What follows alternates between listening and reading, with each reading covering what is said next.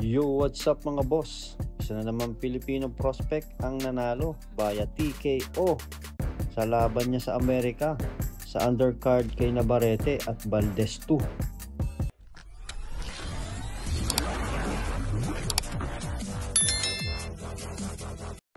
Si undefeated Pinoy boxer Demler Zamora aka The War Machine ay nanalo via second round stoppage kontra dito sa Argentinian boxer Roman Ruben Reynoso. Ang laban ng Pinoy ay undercard sa bakbakang Navarrete Valdez 2 na ginanap sa Amerika.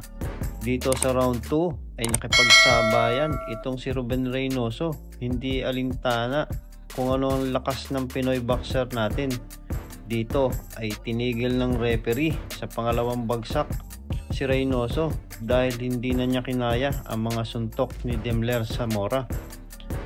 Panalo si Demler Zamora at may record na ngayong 15 wins at 10 knockouts.